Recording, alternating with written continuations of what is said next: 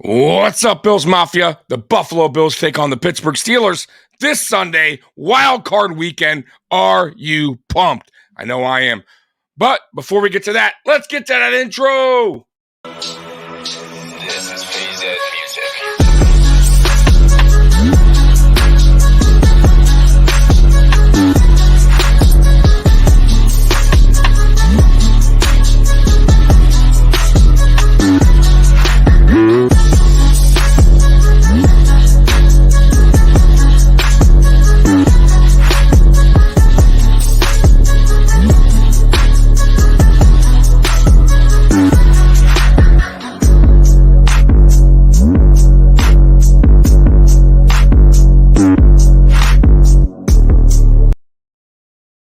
Welcome to the Mafia Sports Report. I am Tommy. Please like, subscribe, hit that notification bell because I always forget to tell you. By the way, check it out. I got my first Buffalo Bills Mafia Sports Report hoodie in. I told y'all, man, if y'all want to get some merch, man, the link is in the description. I have a few different options for you, but this was the initial Mafia Sports Report shirt and hoodie. Woo! And you best believe it. I think it's pretty dope. What do you guys think? You know, you got the Nature Boy there with the Bills logo. You got the Mafia Sports Report logo there as well. So, guys, if you want it, go get it. I would appreciate that. But let's get right into this. Man, wild card weekend. I still cannot believe that we are here after the way this season really started. If you were to tell me that we would be the number 2 seed, AFC East champions after that Denver Broncos loss on Monday Night Football, I would tell you that you were insane because things were not looking good. We fired our OC. We had a lot of injuries going on, a lot of things going on outside of football with this team, with Von Miller and Sean McDermott, the article coming out on Sean McDermott. Just a lot of negativity going on in Buffalo. And, of course, losing. Losing doesn't help. And, man, I'm just – the resilience of this team to pull it together, despite all that would happen. And some of this, by the way, is their own fault, right? You know that. I mean, the players also have to look at themselves in the mirror. The coaches have to look at themselves in the mirror. We shouldn't have never been at this point when we were fighting to get into the playoffs week 18. We had some losses there that should have never happened, but it is what it is. And we bounced back. We rallied back. We won 5 in a row, and we are hosting a playoff game in Buffalo. And if we win this weekend, which I believe we will host another home playoff game in Buffalo. So, man, I am super excited. So I got the top storylines for you for this Pittsburgh game. So let's get this thing going. Once again, shout out to Bills Wire for creating this article. All right. We know they went to college together. Did you know Bills coach Sean McDermott and Steelers coach Mike Tomlin know each other from college? William and Mary. Is it? Rinse and repeat. We hear about that connection all week leading up to Sunday. And for those watching on television, they'll say it plenty on the broadcast too. Overplayed, but buckle up for it. Yeah, you know how it goes, right? They're going to talk about their connection, that they went to the same college, all that stuff. They're also going to talk about, the different coaching styles of Mike Tomlin and Sean McDermott. Listen, the key to this game for me, it's going to boil down to coaching because we have the better team, okay? We have the better roster. I think we're deeper. We're at home. We should win this game. The only way I could see us dropping the ball here, let's say, is getting out coached. And it's very possible. Mike Tomlin is a Hall of Fame, future Hall of Fame head coach. And Sean McDermott, has yet to prove that he could beat top-notch coaches, especially in the playoffs, right? He usually buckles under pressure. Let's hope he doesn't when we face the Pittsburgh Steelers this Sunday.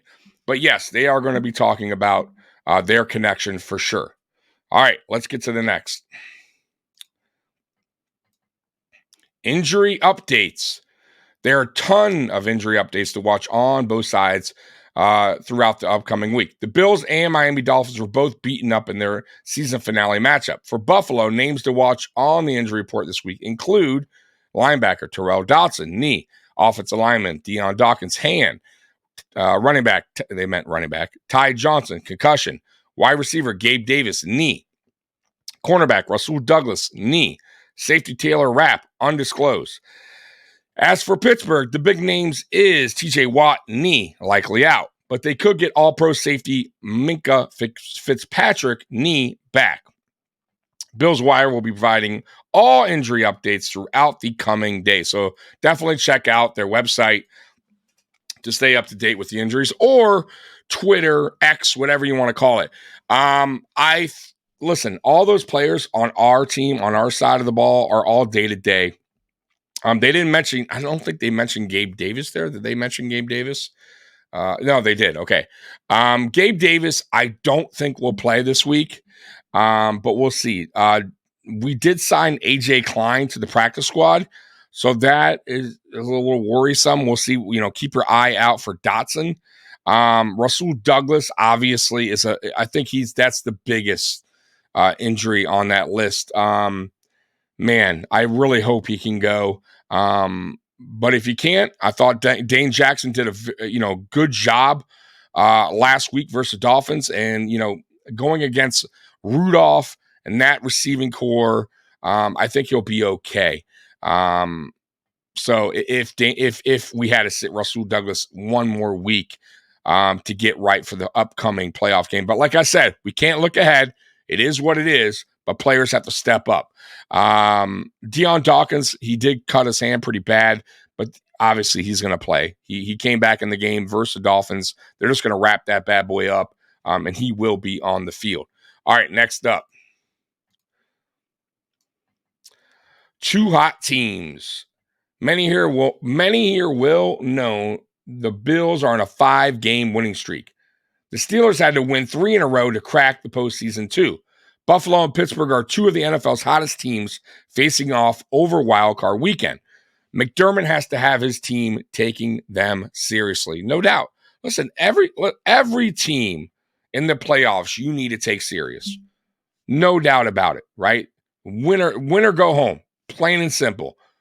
There is no next week if you lose, right? So yes, no doubt about it. I get it. Mason Rudolph.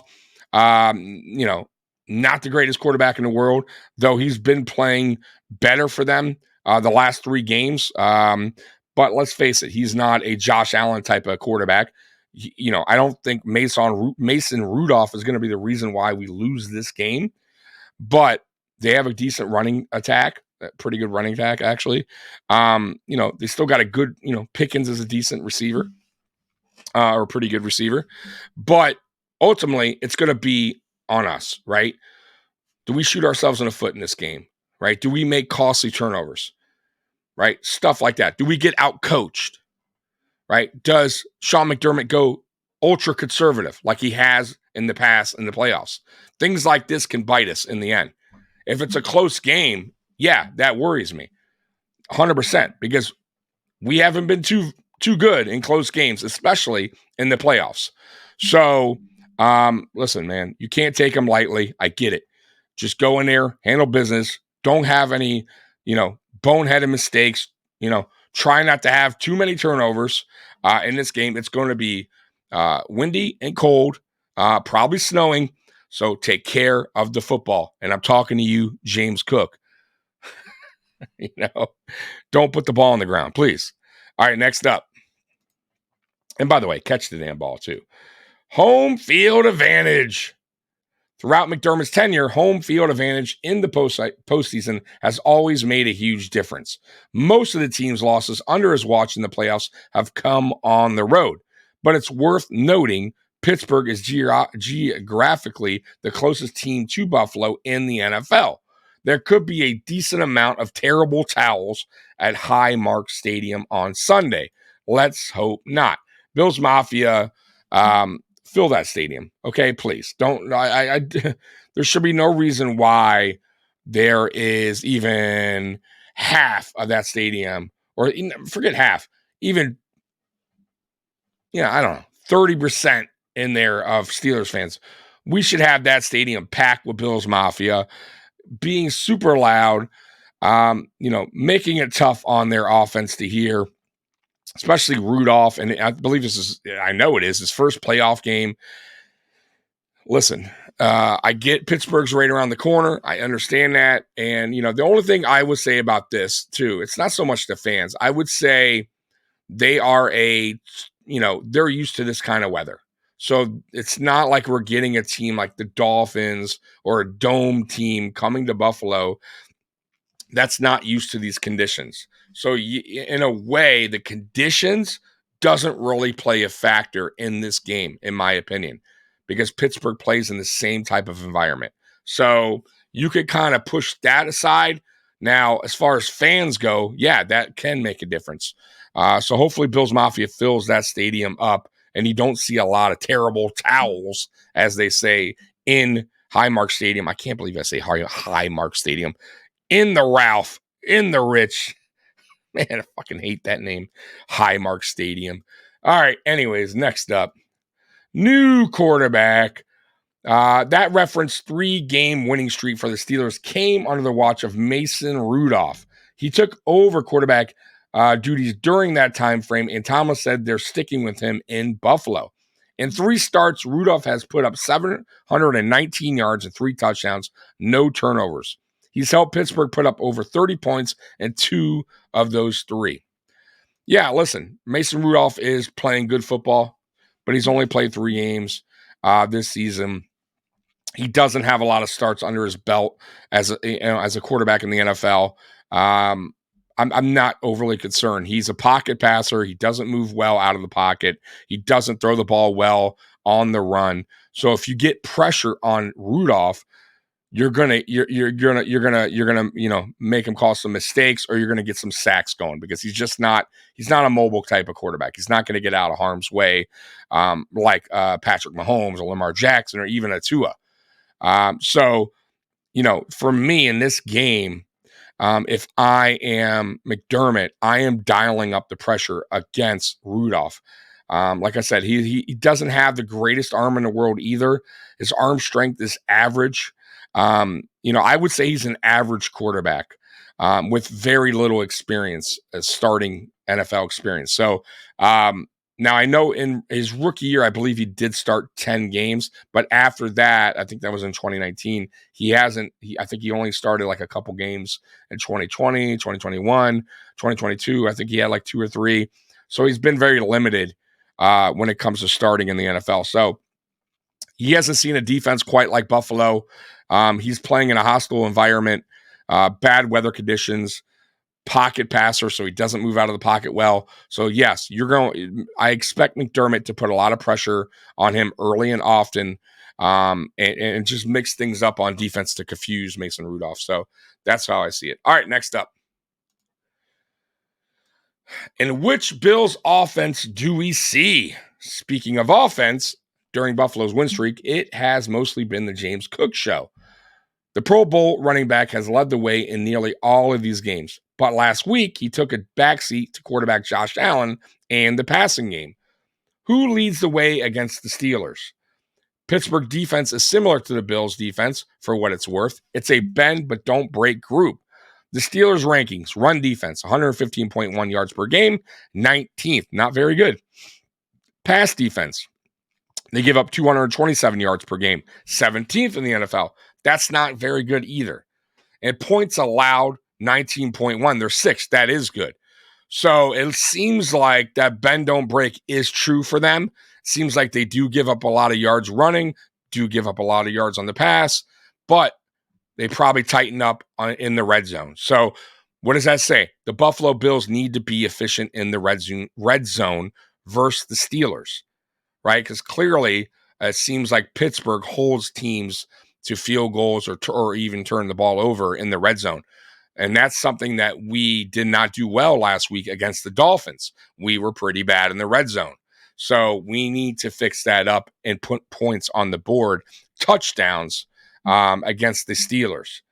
All right, next up, let's get to it. Beautiful Buffalo, Pittsburgh day. The radar looks ugly for Sunday. A 50% chance of snow during the game, and winds could reach up to 20 miles per hour. The temperature will be around 20 degrees.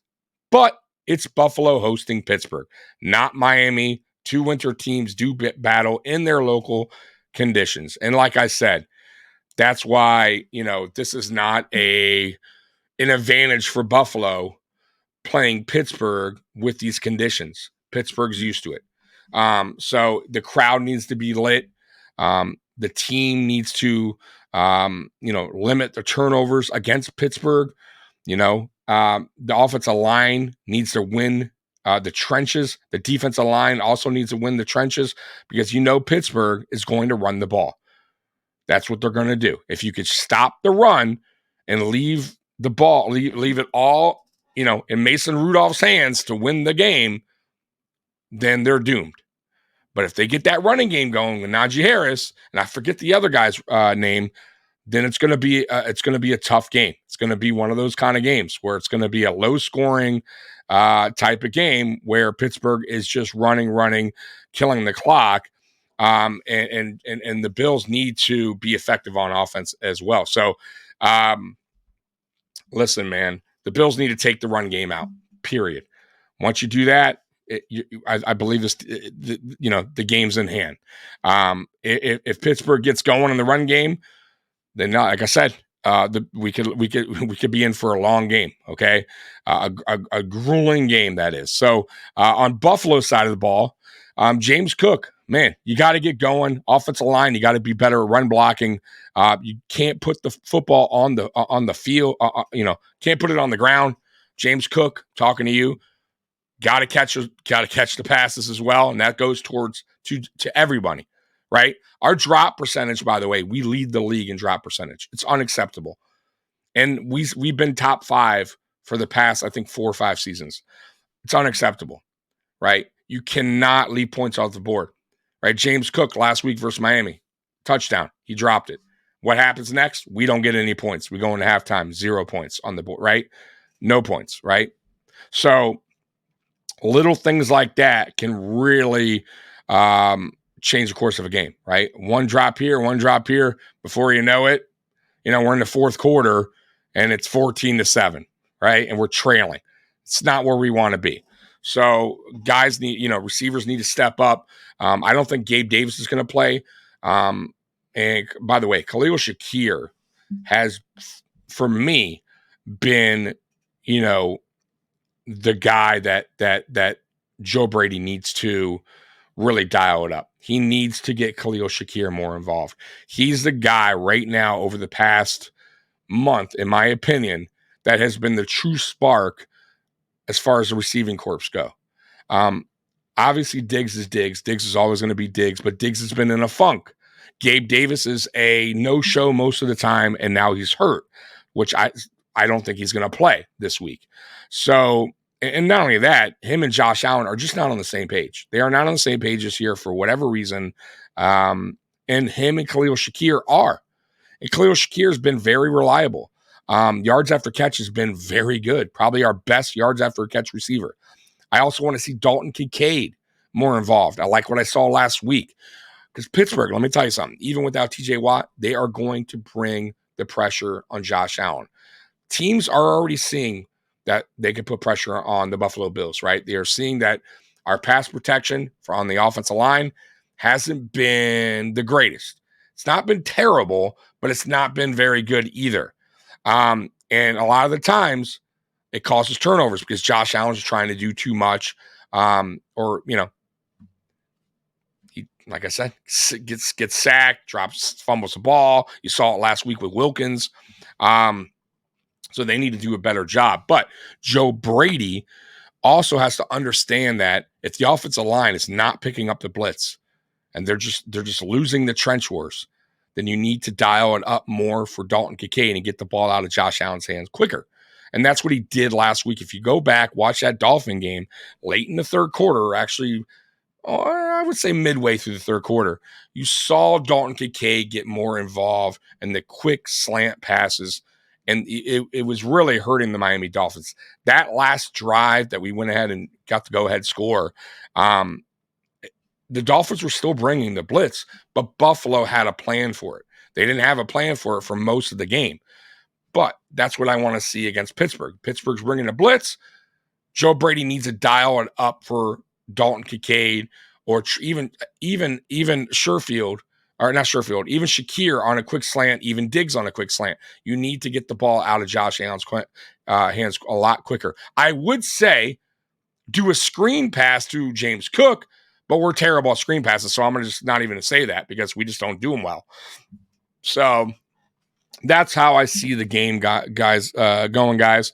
That is the top storylines for you for this game. So as you guys know, I will be doing the pregame show at probably 11:30 Sunday. So you guys want to join me, don't be late. Friday Night Lights, me and Mikey, we will be previewing this game more in detail. And Mikey will give his thoughts on the game as well. So you don't want to miss that. That's at 8:30. I hope you guys enjoyed Mafia Talk this past Wednesday, or yesterday, that is. They are going live every Wednesday at 10 p.m. Jay and Big Cuz, man, I'm really, really excited, for them and moving forward being on this channel. So, guys, man, I love you, Bills Mafia. And hey, like I said, if you guys want the merch, you know where to go get it. The description's in the link. And as always, go Bills. I'm out of here. Peace.